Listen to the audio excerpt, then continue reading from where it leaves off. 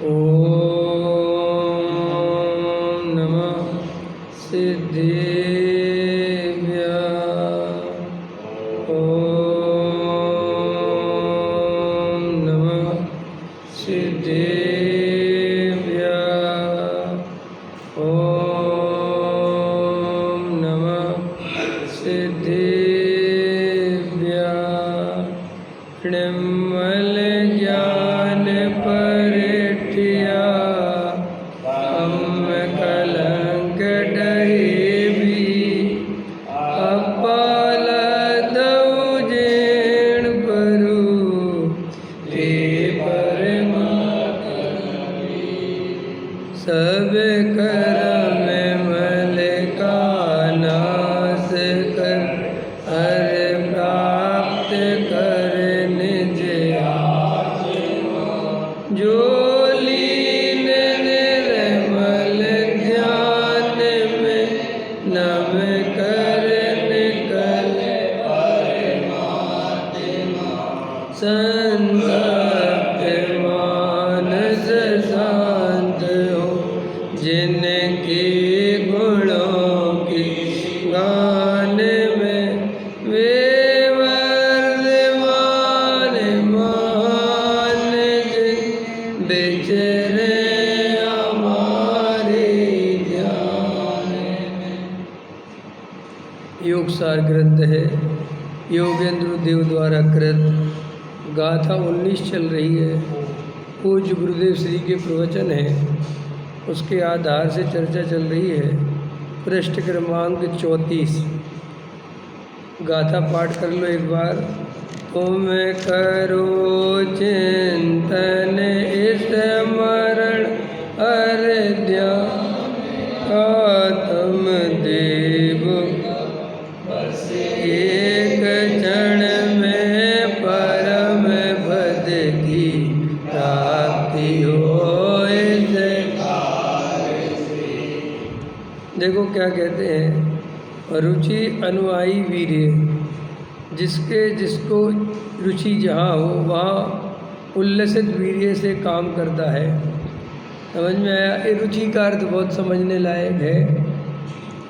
हमारी जहाँ जहाँ रुचि होती है वहाँ हमारा उपयोग, वहाँ हमारी जो है समझ लो सारा ताकत उत्साह बुद्धि सब वहाँ अपने आप लगती है। हमारी आत्मा की तरफ रुचि नहीं है।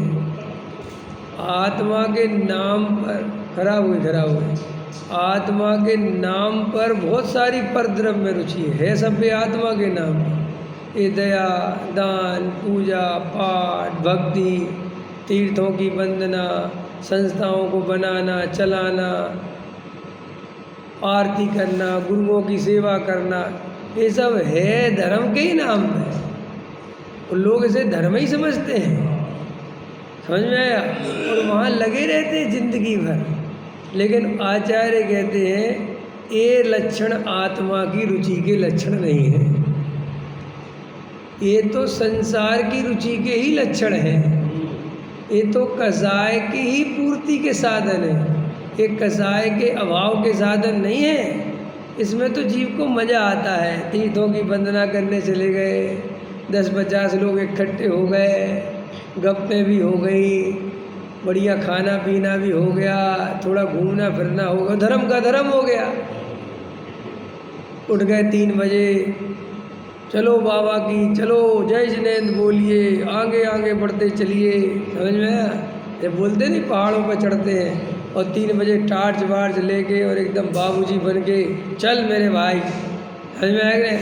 तो उसको ऐसा सोचता है ये धर्म हो गए। धर्म नहीं है, ये तो राग है, ये तो कसाय है। इसमें क्या धर्म है? काय का धर्म है? लेकिन इसको अनादिकाल से राग की रुचि है, आत्मा की रुचि नहीं है। राग में ही मज़ा आता है। तो पहले अशुभ भाव के राग में लगा रहता था तो लोगों ने बहुत निंदा करी, बहुत निंदा हुई। अशुभ राग में जो लगता है अरे कैसे पापी हो, नरक में जाओगे, ये पंचेंद्री के विषय भोग भोगते रहते हो, दिन भर दुकान में लगे रहते हो, अरे सुबह सुबह भगवान के पूजा पाठ प्रक्षाल में पहुँचो है, कुछ धर्म कर लो। तो उसको बेचारे को उसकी निंदा सुन सुन के पापी और पुण्य के कार्यों से धर्मात्मा होते हैं, पुण्य की प्रशंसा सुन सुन के दया दान पूजा है जे, तो ये राग ही है। लेकिन इस राग को जगत बुरा नहीं कहता और इस राग में मजा पूरा आता है। समझ में आया कि नहीं आया है? देखो, आदमी पैसा कमा के खावे बेचारा, तो ये जगत उसकी निंदा करता है, बुराई करता है, पापी कहता है। और साधु बन के जगत को लूटे और पूरे मजे करे तो जगत उसे सब धर्मात्मा कहते हैं। तो रास्ता कौन सा अच्छा है? खाने को लड्डू मिले और लोग कहें महाराज और बढ़िया बैठो, हाथ पे हाथ रख के और आशीर्वाद लो, तुम तो बस मजे लो। समझ में आया? कोई दिक्कत नहीं। तुम्हें तो वही दाल रोटी मिलती है खाने को बहुत मुश्किल से। समझ में आया? जब इतनी मेहनत करते हो, वहाँ तो 56 प्रकार के भोग लगा रखे हैं और एक नहीं 10 लोगों ने लगा रखे हैं और चल रहा है। ऐसा धर्म होता है। देखो कैसा धर्म है वास्तव में। महाराज एक चौका लगाओ 10, तब महाराज का बहुमान कहलाएगा। अगर एक ही चौका और एक ही महाराज तो वो बहुमान नहीं है। माने एक इंसान के भोजन के लिए 10 चौकों में भोजन बनेगा। अब 10 चौकों में कितना भोजन बनेगा उसके निमित्त से, और कितने आदमी लगे रहेंगे। एक चौके में वज्रसेन जी कितने आदमी लेना, मिनिमम 10-15 तो लोगे, तो लो 10 चौकों के आदमी लोग कितने हो गए। माने एक, और फिर वो देखने वाले अनुमोदना माने 10-20 हज़ार आदमी इसी काम में लगा है। तो आप कहोगे कि साहब आप कैसी बुराई करते हो, निंदा करते हो। हम कोई बुराई नहीं, हम तो तुम्हें बता रहे हैं ये सब राग है, ये कोई धर्म नहीं है। और हमने इसे धर्म मान कर अनंत भोग खो दिए और ये भव भी हमारा जाने वाला ही है। अभी भी लोग शिविरों में धर्म खोजते हैं, झंडारोहण में धर्म खोजते हैं, समझ में आया, पदों में धर्म खोजते हैं, माला पहनने में धर्म खोजते हैं, ट्रस्टी की लड़ाइयाँ चलती हैं, झगड़े चलते हैं। और वे सब मोक्षु हैं, उन सबको मोक्ष जाना है। राजनीति चलती है, कसाई चलती है, 2500 साल से जा रहे हैं शिविरों में, फिर भी 26वें साल में वहीं बैठे हुए हैं और सुनते भी रहते हैं राग में धर्म नहीं, क्रिया में धर्म नहीं। फिर भी मज़ेदार बात है 26वें साल में भी राग में ही लगे पड़े हैं। उनसे कहो कह रहे आपको तो इतना समय हो गया, ये उम्र हो गई आपकी, कहाँ इन शिविरों विवरों में धक्के खा रहे हो। अरे तुम तो नास्तिक टाइप के आदमी हो, अपनी संस्था है, अपना शिविर है, अपन नहीं जाएंगे तो कौन जाएगा। ऐसे ही भाव चला जाता है जीव का। ये स्त्री पुत्र मकान दुकान का मोह तो इसको मार ही डालता है, उसमें ही मर जाते हैं बेचारे। और वहाँ से तैसे जैसे थोड़ा बहुत राग ढीला पड़े तो जिस संस्थाओं में, हमारे धर्म में हमारा झंडा, हमारा मंदिर, हमारे विद्वान, हमारी संस्था, इनका राग खा जाता है इसको। हमारा पंथ, हमारा संप्रदाय, हमारा पंच कल्याणक, हम ही नहीं पहुँचेंगे तो कौन पहुँचेगा। ये पूरा भाव चला जाता है। देखो हमारा पूरा भाव एक कर्तव्य के नाम पे हमसे छीन लिया जाता है। जब हम छोटे से होते हैं तब माँ बाप के प्रति हमारा क्या कर्तव्य हमें ये पढ़ाया जाता है। चाचा चाची के प्रति हमारा क्या कर्तव्य है, बुआ के प्रति इनके पैर छुओ, इनके पैर छुओ, ये बड़े हैं इनके पैर छुओ, इनके पैर छुओ, इनके पैर छुओ। और ये अपना घर है, अपने घर की बात बाहर नहीं करना। समझ में? पहले तो ये शिक्षा दी जाती है, इनके कर्तव्य। फिर जब वही बच्चा बड़ा हो जाता है तो गुरु के प्रति कर्तव्य, देश के प्रति कर्तव्य, मोहल्ले के प्रति कर्तव्य, समाज के प्रति कर्तव्य, पाठशाला में जाए तो वहाँ गुरुओं के प्रति कर्तव्य। बेचारा कर्तव्य करते करते और बड़ा हो गया 20-22 साल का। भाई साहब कमाओ, तुम्हारा परिवार के प्रति कोई कर्तव्य है कि नहीं? लगो भैया। शादी हो गई, पत्नी के प्रति तुम्हारा कर्तव्य है कि नहीं?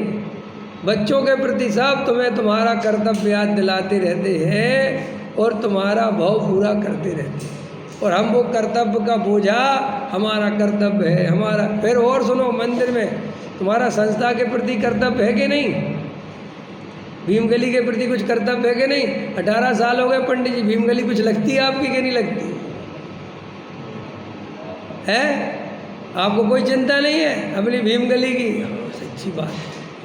इस भीमगली ने आपको क्या नहीं दिया? क्या दिया? ऐसे ही बेचारे को है। पंडित जी बताओ, आप कभी स्मारक ही नहीं जाते, आपको जयपुर ने कुछ नहीं दिया? इन्हीं बातों में जीव बेचारा मर जाता है, बहुत जाता है, और धर्म भीतर आगे बढ़ता है। कोई किसी का करता न धरता, यही धर्म हमारा है। पढ़ता है और जिंदगी भर करता धरता रहता बेचारा, यही धर्म हमारा है। वो करने धरने में लगा है। तो पढ़ाई कौन सी चलती है? कोई किसी का करता धरता नहीं। गुरुओं का तुम पे अनंत उपकार है, संस्थाओं का उपकार, सबके उपकार है अपने ऊपर है। तो अपन फिर दीनहीन अनुभव करेंगे कि नहीं करेंगे जब सबरे ही उपकार अपने ऊपर कर रहे हैं? माँ बाप का उपकार, गुरु का उपकार, समाज का उपकार, देश का उपकार, संस्था का उपकार, सरकार का उपकार, तो अपन तो मरे ही करे हैं, फिर भिखारी है, क्योंकि सबरे उपकार करते रहते हैं अपने ऊपर। और सबका उपकार चुकाओ, सबके प्रति वो भाव रखो। क्या बोलते हैं उसको? उपकारी का उपकार जो ना माने, ओहो वो तो महामिथ्या दृष्टि, महापापी। कौन सा उपकार? कौन सा उपकार? कौन सा उपकार माने? माँ बाप ने पाला है मुझे, हैं? वे पाल सकते हैं मुझे? मैंने माँ बाप को पाला है, मैं उनको पाल सकता हूँ। समाज ने मुझे पाला है। जब एक द्रव्य दूसरे द्रव्य का कुछ कर ही नहीं सकता, ये महासिद्धांत है। मेरा आयु कर्म है इसलिए जिंदा हूँ कि मेरे माँ बाप ने पाला इसलिए जिंदा हूँ? बोलो, ये भी कर्म की तरफ से बता रहा हूँ मैं। जैन धर्म तो कहता है आयु कर्म के कारण भी जिंदा नहीं हुए, मेरे चैतन्य प्राणों से मैं सदा काल जीवित हूँ। ये तो आयु कर्म वायु कर्म निमित्त हैं। तो क्या कह रहे? हमने अपना पूरा जीवन वर्तमान का पीछे छोड़ो, वर्तमान में भी हमारा जीवन धर्म के नाम पर पूरा का पूरा केवल और केवल राग के पोषण में जा रहा है। ये शुरुआत कहाँ से करी? इस जीव को अनादि काल से रंग राग की रुचि है। पहले तो पंच इंद्रिय विषय भोगों की रुचि है। पंच इंद्रिय के विषय भोगों को जब भोग नहीं पाता, शक्ति सामर्थ्य नहीं बचती, अथवा थोड़ा बीच में धर्म के नाम पर भी वहाँ रंग राग और समाज से जुड़ा रहना है, और लोग पंच इंद्रिय विषय भोगों में अगर लगे रहो और पूजा पाठ मंदिर भक्ति में नहीं आओ तो पापी समझते हैं। समाज में कोई इज्जत नहीं बनती, अशुभ वाले की कोई इज्जत नहीं बनती ना। और थोड़ा मंदिर आओ, पूजा पाठ में आओ तो थोड़ी इज्जत बनती है, लोग इससे अपने को सज्जन समझते हैं। तो इसलिए धर्म के नाम पर भी जो ये पाठ पढ़ाए जाते हैं, जो दया, दान, पूजा, व्रत, उपवास, ये अधिकतर जीव केवल और केवल सामाजिक प्रयोजन से, उसको पता नहीं चलता कि इसमें सामाजिक प्रयोजन छुपा हुआ है। अभिप्राय में वो अंडरस्टूड रहता है। आया समझ में? अपने अंदर अभिप्राय में क्या वासना चल रही है उसे हम पकड़ना नहीं चाहते। क्यों? ये बताओ थोड़ी सी बात दीदी, अभिप्राय की वासना हम क्यों नहीं पकड़ना चाहते हैं? बस ये अपनी सच्चाई जानना ही नहीं चाहता। हम बस सेन जी से कह रहे काहे को लगे हो यहाँ? अरे भैया आप भी कैसी बातें करते हो, ये अपना मंदिर है, अपनी संस्था, अपना धर्म है भैया, अपनी छोड़ दे। अंदर में ये बात नहीं है।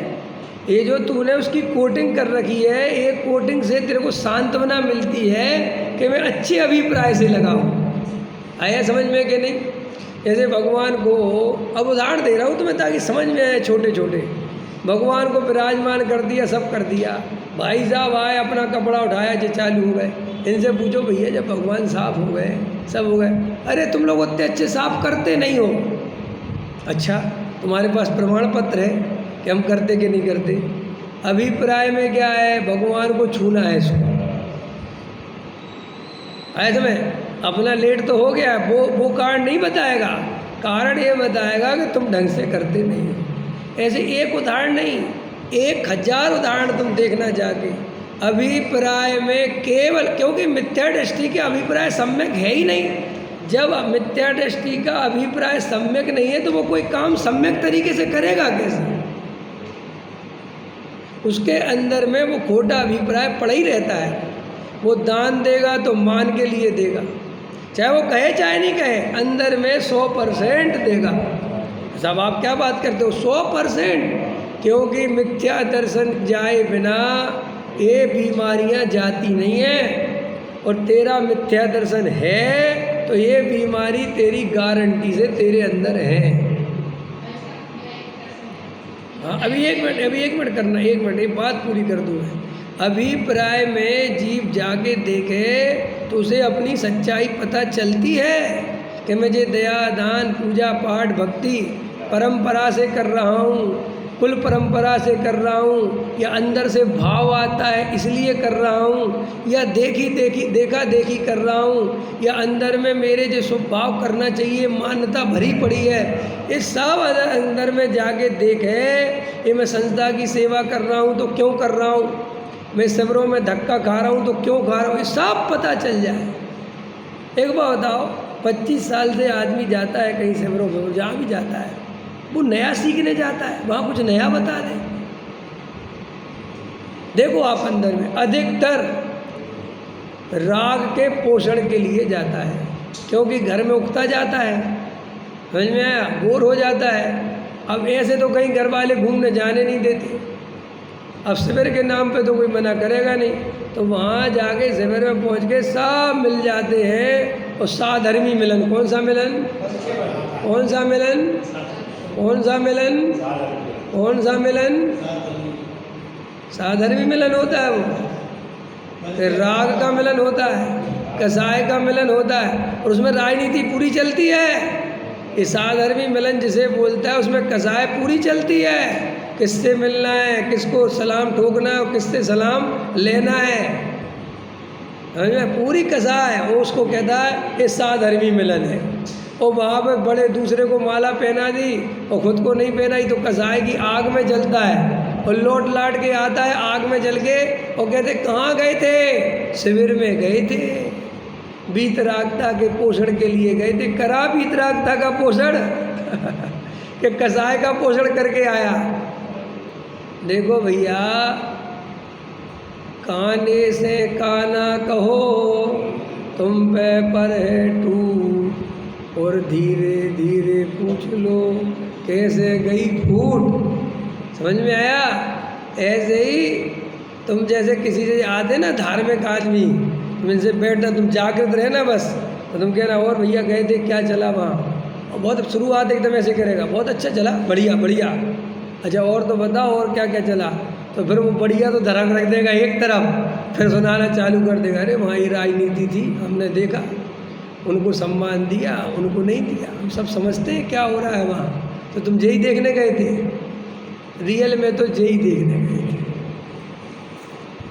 किसी प्रवचन में कंट्रोवर्सी हो तो उसे सारी दुनिया सुनती है, और वैसे किसी को कहो कि बहुत अच्छी वीतरागता की बात बताई है, हाँ वो तो सभी बताते हैं।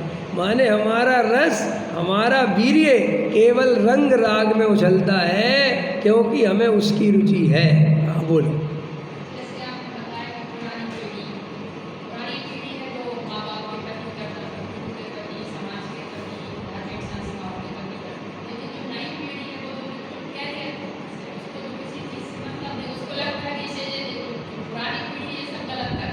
पुरानी पीढ़ी नई पीढ़ी का भेद ही गलत है भाई साहब। पुराने ज़माने की जो व्यवस्था थी तो आपके संस्कार उस हिसाब से थे, आज के ज़माने की जो व्यवस्था है उनके संस्कार उस हिसाब से हैं। आज कंपटीशन का दौर है, आज स्टेटस का दौर है। आज तुम्हारे बच्चे को लड़की नहीं देगा कोई अगर उसका कैरियर नहीं होगा, उसकी अच्छी नौकरी नहीं होगी, तुम करके देख लो, रह के देख लो तुम। आप समझे? वो तो है।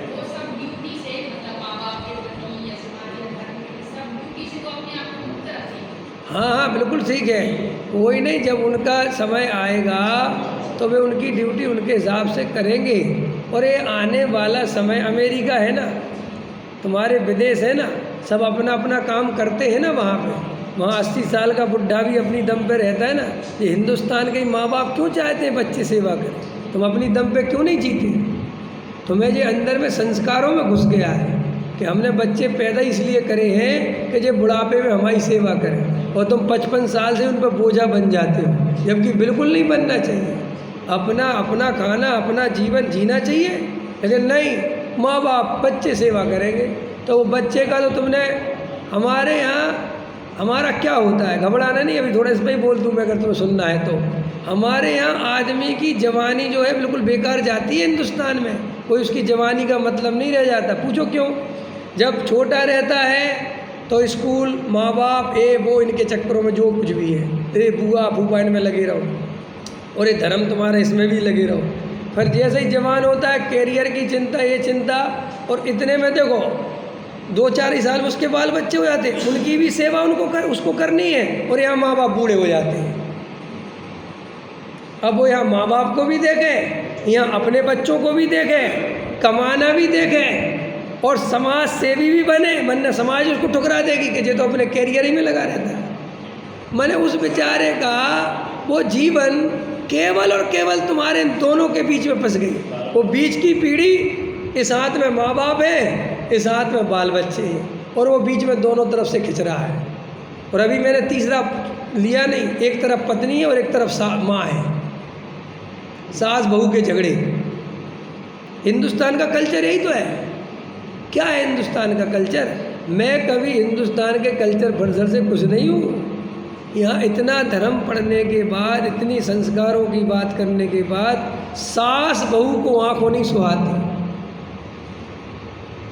और बहू को सास आंखों नहीं। क्या मैं कहता हूँ ये भारतीय संस्कृति के इतने गीत गाते हैं, क्या अच्छा है इसमें? राग देश कसाय मायाचारी के अलावा घरों में क्या चल रहा है? बाप बेटे को अंदर ही अंदर कोस रहा है, बेटा बाप को कोस रहा है। ये तो हमारे रिश्तों की हकीकत है।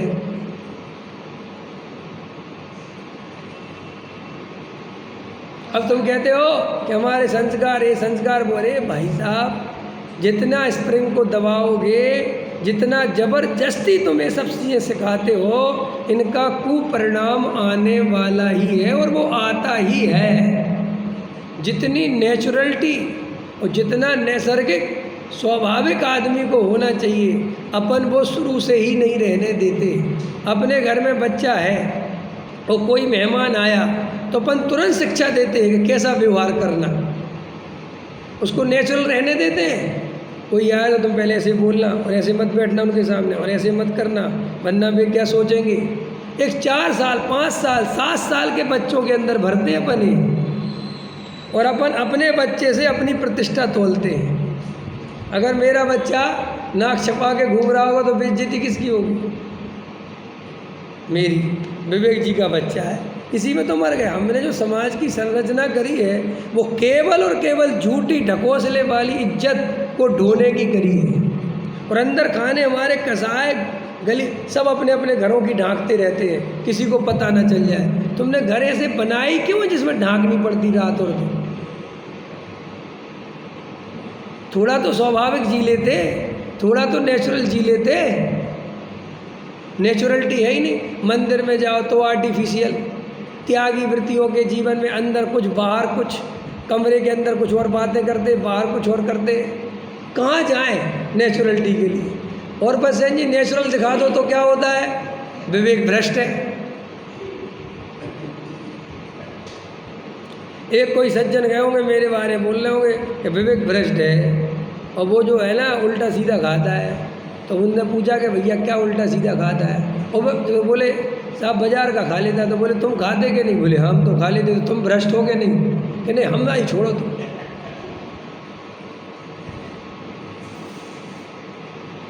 ये जगत ऐसा ही है। और मैं अगर इस जगत को मुझे ठगना है तो मुझे मायाचारी होना पड़ेगा कि नहीं? बोलो, मुझे दोहरी ज़िंदगी जीनी पड़ेगी कि नहीं? कि बंद कमरे में कुछ भी करो, बस बाहर जाके अष्टमी को पूजा प्रक्षाल में लग जाओ, और आज ये नहीं खाएंगे और आज वे नहीं खाएंगे। तो अभी मैं 2 नियम ले लूँ, पूरे विश्वास नगर में हल्ला हो जाएगा, विवेक बहुत धार्मिक आदमी हो गया।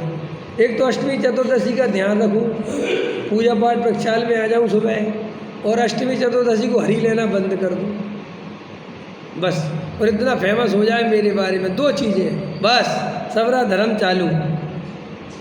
बहुत धार्मिक आदमी है, अष्टमी को बिना प्रक्षाल पूजा पाठ के भोजन नहीं करते और हरी नहीं लेते बिल्कुल भी। बस हो गया धर्म, इतना तो धर्म है ही। अब मेरा मन है कि नहीं, मेरे अंदर में क्या भाव है, उससे कोई ले। बस तुम्हें समाज को धर्मात्मा दिखने के लिए ये करो, अथवा समाज को नहीं दिखने के लिए तो वैसे करो, अथवा देखा देखी करो, अथवा परंपरा से करो। एक ही अर्थ में नहीं है, एक ही अर्थ में। कोई परंपरा से कर रहा है, कोई देखा देखी पढ़ रहा है, कोई शास्त्रों में पढ़ पढ़ के कर रहा है, उसको अंदर का कोई भाव पता ही नहीं है। आया समझ में? मैं दिन भर मेरे अंदर भेद ज्ञान चलता है, ये किसको दिखा सकता हूँ मैं बिना क्रिया के? बताओ। मैं दिन भर भेद ज्ञान करता हूँ, ये मैं बिना क्रिया के तुम्हें कैसे दिखा सकता हूँ? यस, जरूरत ही नहीं है। और मजेदार बात है, तुम धर्मात्मा मानोगे तभी जब देखोगे। इसलिए हमें जो असली धर्म है उस करने में रस नहीं है, हमें जो नकली धर्म है उसको करने में रस है। वो क्यों? क्योंकि हमें धर्मात्मा होने से ज़्यादा दिखने की चिंता है, होने की तो है ही नहीं। देखो एक बात बताओ, ये 25, 30, 40 साल पुराने मुमुक्षु हैं, इनको नहीं पता कि सम्यक दर्शन कैसे होता है? बताओ मेरे। अरे नहीं पता। तुमने 30 साल में इतना नहीं सुन पाया कि सम्यक दर्शन कैसे होता है, ये सब पता है। तो फिर तुम 65-70 साल की उम्र में जब तुम्हारे घुटने काम नहीं कर रहे, चलते, और तुम समाज के कार्यक्रमों में दौड़ते फिर रहे हो, धूप में, गर्मी में, और खतरनाक बोल रहे हो, और अभी भी प्रवचन ही सुनते रहते हो, चाहे कोई भी पंडित बैठा दो, बेही पुरानी घिसी पिसी बातें, बेही सब। घबराना नहीं जो मैं बोल रहा हूँ।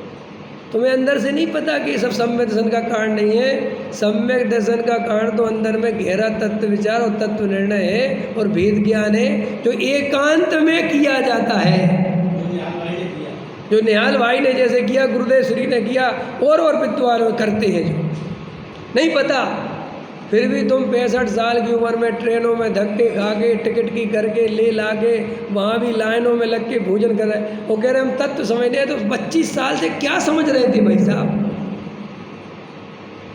क्या ये रोज समझने की चीज़ है क्या? भाई साहब देखो, जिसको आत्मानुभव करना हो उसका उपाय ये है कि पहले तो गहराई से साल 6 महीना तत्व समझे, और पूरी तरह वस्तु स्वरूप समझ के फिर आराम से उसका अनुभव करे। बस ये प्रक्रिया है। समझने के लिए जिंदगी भर दौड़ता रहे कि अब वहाँ करणानी योग का शिविर लग रहा, अब वहाँ चढ़ना नहीं हो। अरे भाई साहब, जिंदगी बीत जाएगी।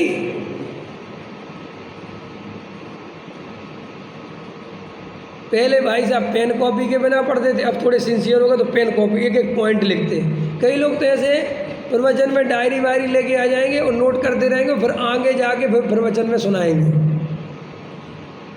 उनका यही उद्देश्य रहता है कि पहले यहाँ इकट्ठा करो और फिर वहाँ जाके सुनाओ। हमारा भविष्य में ही चला जाएगा। दूसरों को सुनाने के लिए बने हैं क्या अपन? कब अपनी आत्मा में समाओगे बताओ? कब वीतरागी धर्म अपनाओगे? कब अपने में चुपचाप मौन हो जाओगे? धर्म तो ये है, ये पढ़ना पढ़ाना कोई धर्म है क्या? शास्त्रियों की संख्या कितनी करनी है? दुगनी करेंगे, तिगनी करेंगे। समाज है, व्यवस्था है, करो, उसमें कोई दिक्कत नहीं, लेकिन इससे तुम्हारा धर्म होने वाला नहीं। तुम्हारी संस्था से 1000 सम्यक दृष्टि बना दो, लेकिन तुम खुद आत्मा का अनुभव नहीं करोगे तो बेटा तुम मिथ्या दृष्टि रहोगे। मेरे पढ़ाने से हजारों जीव सम्यक दृष्टि हो जाए, लेकिन मैं खुद जो पढ़ा है वो अनुभव नहीं करूँगा तो मैं सम्यक दृष्टि नहीं होऊंगा। जैन धर्म किसी की बपौती नहीं है। यहाँ बाप की कमाई से काम नहीं चलता, यहाँ खुद कमाना पड़ता है। यहाँ परंपरा से धर्म नहीं होता। धर्म कभी किसी की बपौती है ही नहीं। मेरा बाप सम्यक दृष्टि था इसलिए मैं सम्यक दृष्टि हो जाऊंगा, ऐसा 3 काल में संभव नहीं है। धर्म तो स्वयं के द्वारा स्वयं का अनुभव करने से होता है। पंथ से, संप्रदाय से, परंपरा से। मैं जैनी हूँ, जो अपने को जैनी मानता है उसे धर्म नहीं होने वाला। ये तो सब पंथ संप्रदाय है। भाई साहब, मैं त्रिकाली ध्रुव ज्ञायक भगवान आत्मा हूँ। सभी द्रव्य अपने अपने स्वभाव में परिपूर्ण है। सभी आत्मा परमात्मा है, ज्ञाता दृष्टा स्वभाव वाली है, कोई छोटा बड़ा नहीं। ऐसा अंदर में जब भाव जग जाए तब सम्यक दर्शन के लायक बनता है। और जे अजैन है, जे छुआछूत है, जे बीमारी है, जे इन्हीं कामों में जो रस ले रहे हैं वे तो सम्यक दर्शन से कोसों दूर हैं। तो ये जो अभी आपने क्या प्रश्न पूछा था, बच्चे फोकस, भैया तुम्हारा पुण्य का उदय होगा तो तुम्हारा बेटा अमेरिका में भी रहकर तुम्हारी सेवा कर देगा, और तुम्हारा पुण्य का उदय नहीं होगा तो तुम बेटे को कितना ही रख लो। और देखो अपने यहाँ के माँ बाप भी बड़े गजब गजब के हैं, नहीं है? पहले तो बहू ले आने के लिए मरे जाएंगे, और जब ले आएंगे फिर इसलिए मर जाएंगे। खूब धूमधाम से करोड़ों रुपए खर्च करेंगे लड़के की शादी में, कर्जा ले लेके शादी करेंगे। समझ में आया कि नहीं आया? बहू लेके आ गए भाई साहब, और बाद में उसी बहू के दुखना भी रोने हैं। पहले तो लड़के को कैसे भी करके अमेरिका भेजना है, कर्जा लेके पढ़ाना है, दुनिया से आगे निकालना है, कंपटीशन कराना है, और उसे बचपन से कंपटीशन सिखाते हैं। बचपन से पाठशाला में 1 नंबर आना है तुम्हें। ये नहीं कहते सम्यक दृष्टि बनना है, क्या सिखाते हैं? एक पुरस्कार मिल जाएगा तो उसकी फ़ोटो टांगेंगे, तो बच्चा समझ जाता है कि यही दुनिया है भागम भाग की। मेरी बेटी कहती है, मेरा बेटा भी कहता है, तुम कैसे पापा हो? किस बात के लिए? जैसे मैं अपनी बेटी से आए दिन कहता हूँ, रहने दे स्कूल बच्चा, छोड़। तो कैसे आदमी हो तुम? समझ में? अरे कुछ नहीं रखा, कुछ नहीं होता। तो कह कि मेरे नंबर कम आए। अरे आने दे, कम क्या होता है नंबरों फंबरों से? समझ में आया कि नहीं आया? कुछ नहीं, छोड़, दिमाग से हटा, और संवेदन प्राप्त कर तू तो मुझसे सुखी हो जाएगी। भाई साहब, जीव को कुछ ऐसी बात तो बताओ, उसके डंडा तो पीछे पढ़ो पढ़ो, वो बनो, नंबर लाओ। एक दिन वो नंबर ही सब कुछ हो जाएंगे, फिर बाद में रोने बैठ जाते हैं। पता नहीं हमने तो कोई संस्कारों में कमी नहीं रखी, तुम्हें पता ही नहीं है कि तुमने दिया क्या है संस्कार। इतने बेहोश थे तुम संस्कार के नाम पे कुछ जानते ही नहीं हो। पहले सबसे पैसे के पीछे तुम दौड़े तो वो बेटा तो अपने आप दौड़ेंगे। भाई साहब, कुछ नहीं इन बातों में दम। शिकायत मत करो। मैं जमाने से कभी शिकायत नहीं करता, मैं तो जमाना कैसा है ये स्वरूप बता रहा हूँ। कोई दम नहीं है। कभी बच्चों से मोह मत रखो कि जो बुढ़ापे में हमारी सेवा करें। बिल्कुल भगवान करे। मैं तो कहता हूँ अमेरिका लंदन जहाँ चले जाना, मुझे किसी की सेवा नहीं चाहिए। समझ में आया? ऐसा भाव रखोगे तो तुम्हें कभी सेवा की जरूरत नहीं पड़ेगी। और तुम जय भाव रखोगे, मेरा बेटा, तो गारंटी से बेटा पड़ेगी तुम्हें, क्योंकि तुम ऐसे ही बंद कर रहे हो ना, ऐसे ही बंद मान रहे हो। सेवा करे, मेरी बहू सेवा करे, और ऐसा रहे कि कोई सेवा नहीं करे, तो गजब की बात है। और कोई किसी की सेवा क्यों करे? एक तरफ दूसरी तरफ का करता है ही नहीं। ये अंदर में होना है। देखो, हमारे डॉक्टर साहब की प्रबल भावना थी, उनकी जैसी भावना थी वैसा काम हुआ। कभी उनने कहा मुझे कोई समझाने मत आना, भूल के भी, क्योंकि सच्ची बात है, मैं ज़िंदगी भर समझा रहा हूँ और बाद में मुझे समझाने आना पड़े, इसका मतलब मैंने समझा ही नहीं। मैंने केवल क्षयोपम ज्ञान का इस्तेमाल करा है, और बुढ़ापे में वो लुट गया तो बेटा तुम समझाने आ जाओ। आया समझ में कि नहीं? अब हम कोई भी प्रवचन, अब मैं सुनता हूँ, गुरुदेव का सुनता हूँ, डॉक्टर साहब का सुनता हूँ, युगल जी को सुनता हूँ, लेकिन कुछ समझने के लिए नहीं सुनते कुछ कि नया कुछ बता देंगे या कोई कुछ नहीं। अब उसी बात को वे और किस एंगल से कह रहे हैं बस ये देखते हैं। तो दृष्टि तो बनी हुई है, अब उसमें कोई परिवर्तन नहीं करना है, कोई आत्मा नया नहीं समझना है, बस और कौन से तरीके से और कैसी बढ़िया से बढ़िया बात कैसे समझा उसको देखते हैं और आनंद लेते उस बात का सुन के, क्योंकि वो जो बात कर रहे हैं उसमें आनंद आता, और कुछ नहीं। अब इतनी उम्र में भी भागते रहेंगे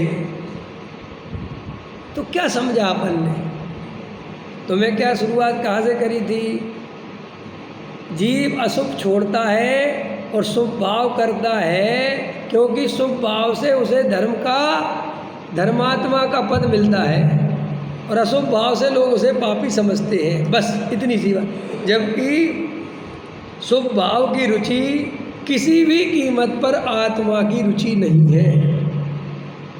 शुभ भाव की रुचि गारंटी से राग की ही रुचि है। पकड़ में आया कि नहीं? जब तक हमारी नज़र पर द्रव्य पे है, चाहे वो महावीर पे ही क्यों ना हो, चाहे वो गुरुदेव पे ही क्यों ना हो, चाहे वो समय सार पे क्यों ना हो, वो राग है। और ये तो छोड़ो समय सार गुरुदेव, अभी तो हमारी रुचि बहुत स्थूल है, बहुत स्थूल, क्रियाकांड में, पद प्रतिष्ठा पे। वो बताए ना सब तीर्थों की वंदना, 50 लोग इकट्ठे हो गए और मज़ा आ गया, पिकनिक हो गई, और उसे समझता है कि मैं तीर्थ वंदना कराया। तीर्थ वंदना पता किसे कहते हैं? कोई आदमी सोनागिर जाए, सम्मे शिखर जाए और वहाँ चुपचाप एकांत में 4 दिन बिताए और पहाड़ों की तलहटी में आत्मा का ध्यान लगाए एकांत में, वो तीर्थ वंदना है। जयकारा गुरुदेव का। ये कोई तीर्थ वंदना नहीं है, इससे कुछ नहीं होता। ये तो सब रंग राग है। अपनी आत्मा की तरफ जाने का पुरुषार्थ वो तीर्थ वंदना है। पहाड़ों पर चढ़ना कोई तीर्थ वंदना नहीं है। पारसनाथ के चरणों में झुकना तीर्थ वंदना नहीं है। पारसनाथ को देखकर अपनी आत्मा में झुकना तीर्थ वंदना है। ये तो बहुत चले जाएंगे, जा ही रहा है। अनंत भव यूं ही खोए, पर का बोझा डोए, तेरी कथा तुझको सुनाते रही। ये अपनी कथा है, किसी और की नहीं है। नरेश जी समझ में आ रहा है? अरे रे रे, इसलिए जिसे हम संस्कृति कहते हैं और बड़ा उसका ढिढोरा पीटते हैं, उसमें ढकोसले के अलावा कुछ नहीं है। जब मैं, अब उदाहरण आप दे रहे इसलिए कह रहे हैं, जब मैं पढ़ता था बुंदेलखंड उधर जयपुर में, तो मुझे बुंदेलखंड पसंद नहीं था और आज भी नहीं है। बड़ी खतरनाक बात है। और मेरे साथ सब पढ़ते थे बुंदेलखंडी, मैं खुद ही बुंदेलखंड का हूँ, तो मैं बुंदेलखंड को मैं पसंद नहीं करता और आज भी नहीं करता। लोग कहते तुम कैसे अपने बुंदेलखंड के हो, मुझसे लड़के कहते तुम कैसे बुंदेलखंडी हो यार, अपने ही बुंदेलखंड की बुराई करते। मैंने कहा मैंने आत्मा पढ़ के समझ लिया कुछ अपना नहीं है, ना बुंदेलखंड, ना बघेलखंड, ना यूपी, ना बिहार, हमें कुछ देना देना है। जहाँ जो है हम वो बता देंगे। बुंदेलखंड में धर्म नहीं है, बुंदेलखंड में धर्म के नाम पर क्रियाकांड और ढकोसला है सब। और क्षेत्रों का से मुझे क्या लेना देना। मैं जहाँ पैदा हुआ हूँ वहाँ की सच्चाई बता रहा हूँ, समझ में? लोग दौड़ते रहते क्रियाकांड और कुछ नहीं, और इतनी ज़्यादा मायाचारी है और इतनी ज़्यादा कसा है कि बुंदेलखंड में भाई भाई मिलके नहीं रह सकता बिल्कुल भी। एक तुम्हें संयुक्त परिवार मिल जाए ना आराम से तो बहुत बड़ी बात, समझना। तुम बुंदेलखंड के ही हो? हाँ तो ठीक है, बच गए तुम। तो बुंदेलखंड के हो तो ठीक है। अरे काहे के सब बेकार के शब्द हैं सब, बिल्कुल मत बोला करो कि जो मुमुक्षु खोक्ष। क्या मुमुक्षु कोई अलग मिट्टी के बने क्या है मुमुक्षु? मुमुक्षु जितने हैं उसमें से 10 अच्छे मुमुक्षु मिल जाए तो समझना तुम इतने ही रेसो है। जब 1 लाख तुम मुमुक्षु तैयार करोगे ना बजसेन जी, कितने? 1 लाख, उसमें से एक को सम्यक दर्शन हो जाए तो समझ लेना बहुत बड़ा रेशो है। हाँ, जो छाती ठोकने के लिए बहुत है कि हमारी 50 संस्थाएं हो गई और हमने इतना विस्तार कर दें, ये सब छाती ठोकने के लिए खूब है, खूब, उससे कोई दिक्कत नहीं है। इन बातों में तो मुझे कोई रस है ही नहीं, बिल्कुल नहीं। चाहे तुम 2 के 10 हो जाओ और चाहे 10 के 20 लाख हो जाओ, मुझे 1% इससे कोई फर्क नहीं पड़ता। हाँ, अरे तो मैं मुमुक्षु यार, नामधारी मुमुक्षु है बेचारे, उसमें क्या दम है? देखा देखी बन गए, उसमें क्या है? एक महाराज के में लाखों भीड़ जाती है तो वो क्या सबरे समझते हैं क्या कुछ धर्म है? मैं तो इसका दीवाना, मैं तो उसका दीवाना, तो दीवाना ही हो तुम। समझ में आया है? इनमें कोई दम नहीं भैया। फिर सुनो, सम्यक दर्शन बहुत दुर्लभ है। फिर सुनो, सम्यक दर्शन बहुत दुर्लभ है। जब करोड़ों जीव एक साथ लगते हैं तब उसमें से 1 आध 2 को सम्यक दर्शन होता है। करोड़ों जीव लगते हैं इस मार्ग में, ये कह रहा हूं मैं, करोड़ों।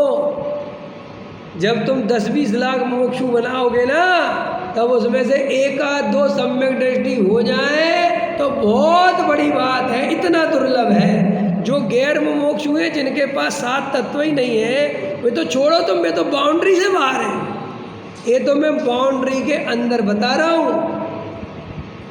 जैसे स्मारक में 1000 कितने शास्त्री निकल गए, उसमें से 1 आध सम्यक दृष्टि हो जाए तो समझ लो बहुत बड़ी बात है।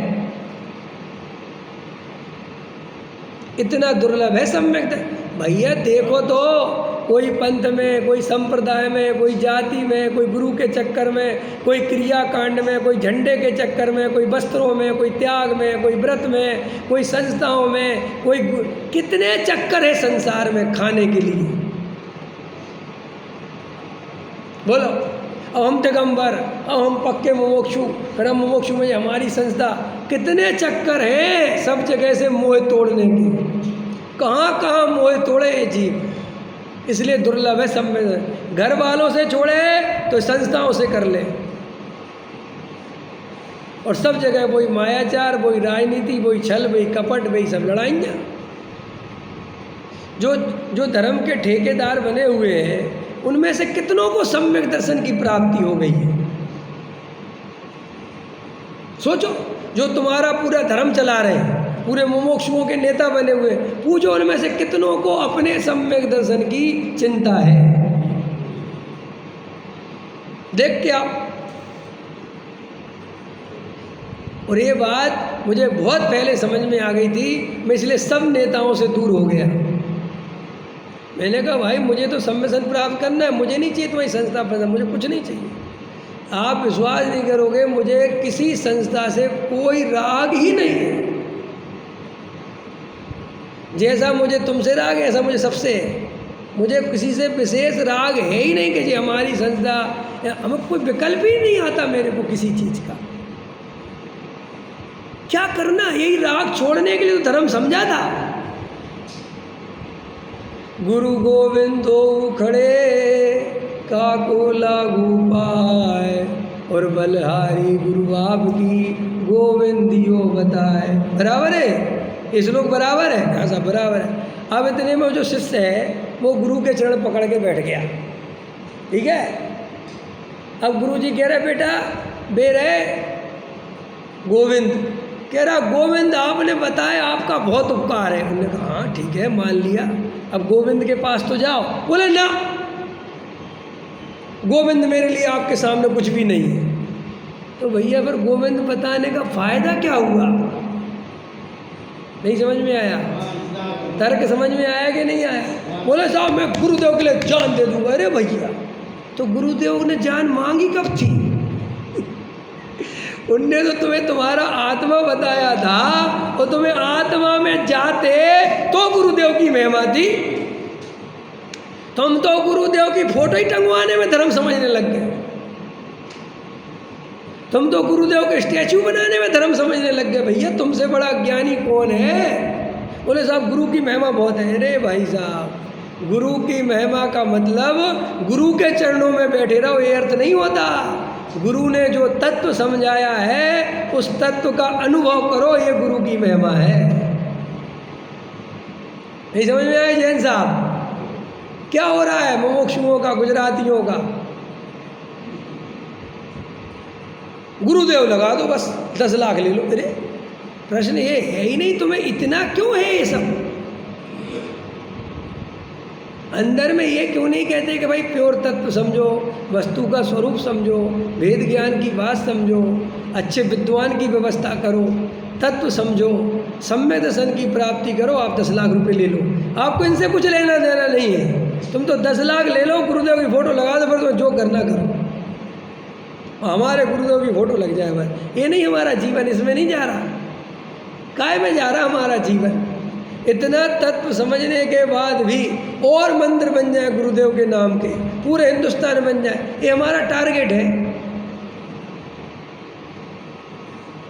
जहाँ 2 मुमुक्षु तैयार हुए, बना लो मंदिर, बना लो, पैसा आ जाएगा। क्या चल रहा है? कोई मिशन पे हो क्या तुम लोग?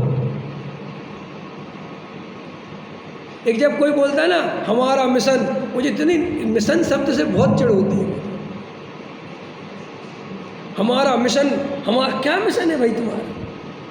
कौन सी तुम, वो उनके मिशन होते हैं, वो ईसाइयों के, वे मिशनरी चलाते हैं लोगों को कन्वर्ट करने की। मिशनरी, जो मिशनरी बोलते हैं ना, मिशनरी, ये तुम्हारे इसमें राजनीति में भी शब्द यूज करते हैं मिशनरी। मिशनरी माने कन्वर्ट करना, अपने में जोड़ना। ऐसे जो मुमुक्षुओं ने अपनी मिशनरी, हमारे क्या लेना देना? हमें क्या मतलब कोई मुमुक्षु बने नहीं बने? मैं तो कभी ना सोचूं भाई, तुम्हें बनना हो, तत्व समझना हो तो समझो, तुम्हारी होनहार भली हो तो समझो। हम तो तुम्हारे सामने गिड़गिड़ाने वाले नहीं है बिल्कुल भी, कि तुम्हें हम लालच दें या तुम्हें उसकी पॉजिटिव बताएं और आओ, हमें क्या मतलब तुम्हें। लेकिन लोगों का जीवन इसी काम में ही चला जा रहा है। तो सब आप ये क्यों बोल रहे हैं? इसलिए कि तुम बच सको तो बच लेना। मैं ये मुमुक्षुओं के लिए नहीं बोलता, मैं ये उन जीवों के लिए बोलता हूँ जो इनमें शामिल हैं और उनकी योग्यता भली हो तो बेचारे वहाँ से निकल जाए। मैं इतने के लिए, मुझे बाकी मेरा किसी से विरोध नहीं, मुझे किसी से कोई लेना देना नहीं, कोई संस्था से मेरी तकलीफ नहीं, कोई मेरे झगड़े नहीं किसी से। मैं तो सिर्फ बेचारे जो जीव इन चीज़ों में फंसे रह जाते और भव्य जीव है, पात्र जीव है, उनके लिए सोचता हूँ कि बोल दो, क्या पता उदय हो तो समझ जाए। बाकी समाज संस्थाएं तो ऐसी ही चलती हैं, इनमें मुझे कोई विरोध है ही नहीं। लेकिन धर्म ऐसे नहीं चलता। धर्म तो एकांत में सबको छोड़ना ही पड़ता है, तभी चलता है भाई साहब। सबके मोह का, सबके मिथ्यात्व का नाश का उपाय सबसे मोह तोड़ना ही पड़ता है। कोई उपाय नहीं है ऐसा हम तो गुरु में अपनापन करेंगे, भगवान में अपनापन करेंगे, समाज में अपनापन करेंगे, संस्थाओं में अपनापन करेंगे, सब चला जाएगा। और इसके लिए बहुत मजबूत छाती चाहिए, तब सम्यक दृष्टि बन सकते हो। ये सम्यक दृष्टि बनना ऐसा नहीं है भाई साहब। और इसके लिए मैं आपको 1000 उदाहरण तो दे रहा हूँ। तुम जिन गुरुदेव को इतना सिर पे बैठा के रखे हो, उन गुरुदेव का जीवन तो देखो कि उनने कैसे सम्यक दर्शन लिया था, उनने कौन सी संस्थाओं से राग किया था। निहाल भाई को तुम सम्य, उनने कैसे सम्य ले हो तो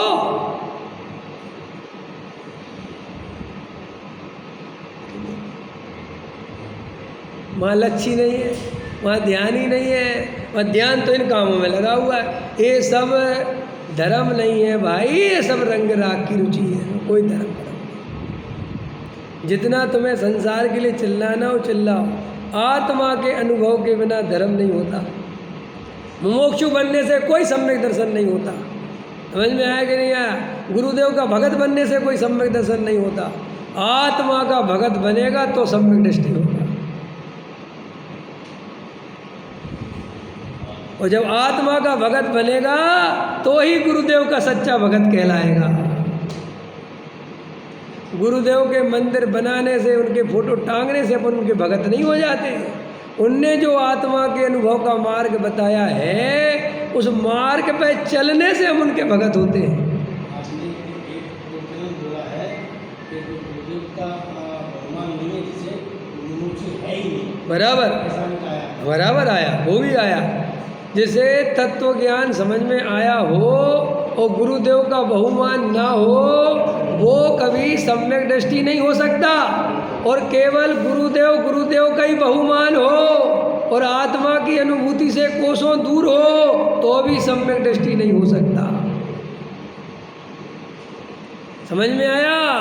अगर आत्मा मिलेगा तो गुरुदेव का सच्चा बहुमान आए बिना रहे। वो सच्चा बहुमान कर तो फोटो टांगना नहीं होता, बहुमान कर तो वो बिल्ला लगाना नहीं होता, वो हृदय में बहुमान रहता है। जिसके हृदय में गुरुदेव का बहुमान नहीं है, उसको तत्व ज्ञान समझ में नहीं आया, इस बात की प्रेरणा है, इस बात का लक्षण है। और जिसको केवल फोटो लगाने में रस है, स्टैचू लगाने में रस है, उसको इस बात का लक्षण है कि इसको भी सम्यक दर्शन नहीं है। आया समझ में कि नहीं? भैया बहुत कठिन पड़ेगा तुम्हें। ये समाज हमेशा यही काम बताएगा, तुम पापी हो, तुम कर्तव्य रहित हो रहे हो, तुम स्वच्छंदी हो रहे हो, तुम नास्तिक हो रहे हो, तुम अपनी समाज के साथ सही नहीं कर रहे हो, तुम मुमुक्षु कहलाने लायक नहीं हो, तुम विद्रोही हो। तुम्हें ये सब सुनना पड़ेगा, क्योंकि ये समाज, जो समाज के अनुकूल नहीं रहता उसे स्वीकार नहीं करती। समाज हमेशा तुम्हें अपने अनुसार हंटर की दम पे चलाना चाहती है। जहाँ कार्यक्रम हो वहाँ पहुँचो और ताली बजाओ, समझे? तो तुम अच्छे वज्रसेन जी हो। और अगर तुम हर कार्यक्रम में नहीं पहुँच रहे हो तो वे तो बेकार हो गए, अब तो वे नास्तिक टाइप के हो गए, अब उनको रुचि नहीं रही। माने रुचि कम मानी जाएगी जब मैं तेरे अकॉर्डिंग चलूँ तो रुचि मानी जाएगी, अगर मैं तेरे अकॉर्डिंग नहीं चलूँ तो मैं एक नंबर का मिथ्या दृष्टि। और 75 साल के हो रहे, घुटने हिल रहे हैं, हाथ पैर हिल रहे हैं, और वे पहुँच रहे हैं वहाँ। 2 आदमी पकड़े, इनको रुचि बहुत है धर्म की। बारे वाह, ये कौन सा लक्षण है धर्म की रुचि का?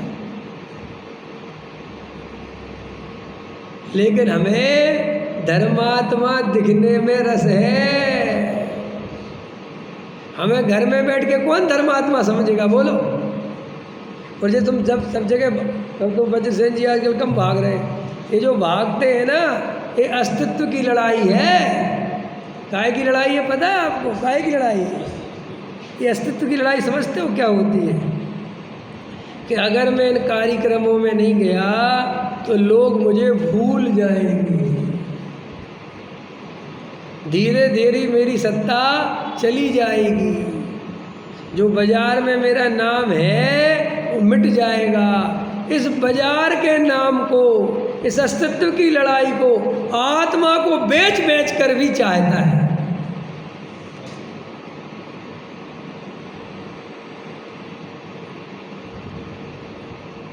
समझ में आया? ये बड़े बड़े सेठिया क्या करते बेचारे? बीपी की दवाइयाँ खाते रहते हैं और दवाइयाँ खाते रहते हो, हर कार्यक्रम में पहुंच जाए, और सिर्फ जब वो उद्घाटन होता है तब पहुंचते हैं। उद्घाटन के बाद तुरंत निकल लेते। पता है आपको दीदी, हम जब पढ़ते थे तो डॉक्टर साहब बोलते थे बस जो उद्घाटन के लिए आए सेठिया और जो भग जाएंगे। जब असली बात चल रही तब तो क्या करें, तो वो भी कहते थे ठीक है तो मैं पैसे ही देने की आदत पड़ी तो दे और जाओ, हम क्या करें। एक सेठिया नहीं रुकता, उद्घाटन में मिलेगा तुम्हें वो, आधे उद्घाटन में और आधे समापन। बीच के लिए तुम हो जनता, बीच का कार्यक्रम तुम्हारे लिए, ये स्थिति है। और वो सोच रहा है वो सेठिया कि मैं धर्म का कितना काम कर रहा हूँ। तू धर्म का काम कर रहा है, तू अपने को धर्मात्मा कहता है। तुझे एक प्रवचन सुनने की फुर्सत नहीं है जिसकी तू अनुमोदना कर रहा है, और तू कहता है मैं धर्म कर रहा हूँ। कैसा धर्म हो रहा है भाई? आया समझ में कि नहीं? अब हमने तो सब देखा है, पंचकल्याणक कराने वाले सबरी तैयारी कर करूँ के, और जब पंचकल्याणक चालू हो जाता है तो पता जाके पीछे वाले कमरों में सो जाते हैं, कहते बस सब सेट कर दिया है, अब मैं सो रहा हूँ, अब चलने दो। तो तुम्हें नहीं लेना सम्मेसन, वो निमित्त है वो पंचकल्याणक, ना ना तुम लो, तुम ये स्थिति है जिन्हें तुम बहुत बड़ा धर्मात्मा समझते हो, किन्ने अपना जीवन लगा दिया। काय में लगा दिया जीवन? केवल अस्तित्व की लड़ाई में और मान कसाय के पोषण में जीवन लगा दिया। धर्म के लिए कोई जीवन नहीं लगाया, धर्म के नाम पे लगाया। काय पे लगाया? धर्म के नाम पर लगाया, धर्म में नहीं लगाया। ये तो व्यवहार है कि व्यवहार का भी व्यवहार है। ये सारा जगत ऐसे आदमियों को चाहता है, इसलिए माइक पे उनकी प्रशंसा करता रहता है। क्यों? ऐसे कार्यकर्ता मिलेंगे कैसे? भाई एक बात बताओ, हमारे जैसा पंडित किसको चाहिए कि जो सबके तंबू और उखाड़ दे जो बने हुए हैं? सबको ऐसे चाहिए कि वो पकड़े रहे बेचारा उनके तंबू। ये सारा मैं नहीं बता रहा, ये जगत ऐसा है। किसी को बीतरागी साधु नहीं चाहिए। जैन समाज को कह रहा हूँ, किसी को बीतरागी साधु नहीं चाहिए। जो पैसा इकट्ठा करा दे, जो बड़ा नामी ग्रामी हो, जिसके नेता आते हो, ऐसा साधु चाहिए। बीतरागी साधुओं की तो बखत नहीं है भाई साहब।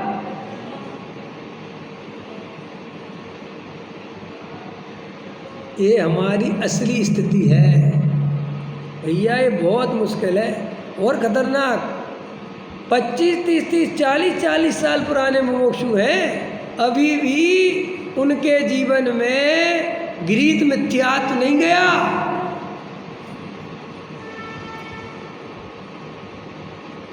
जो यूपी वाले हैं ना, इनके आज भी शादी हो तो समझ में आया, और कोई कार्यक्रम हो, अधिकतर क्रियाएं गृहीत मिथ्यात्व की होती हैं। चाहे मुमुक्षु बनने के बाद भी छोड़ते नहीं है।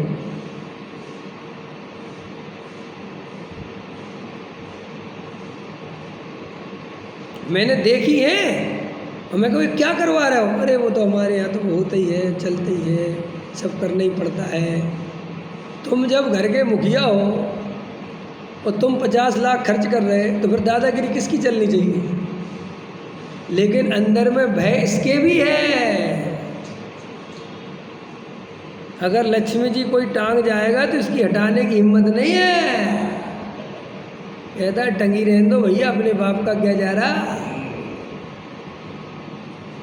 कदर मैं आपको इसलिए नहीं बोल रहा हूँ, रियल में सम्यक दर्शन बहुत दुर्लभ है। और खतरनाक बोल दूं मैं तुम्हें, नरकों में सम्यक दर्शन सरल हो सकता है, त्रियंचों को सरल हो सकता है, मनुष्यों को सबसे ज़्यादा दुर्लभ है। क्योंकि मनुष्य के यहाँ जो समाज का स्ट्रक्चर है, ये बड़ा खतरनाक स्ट्रक्चर है।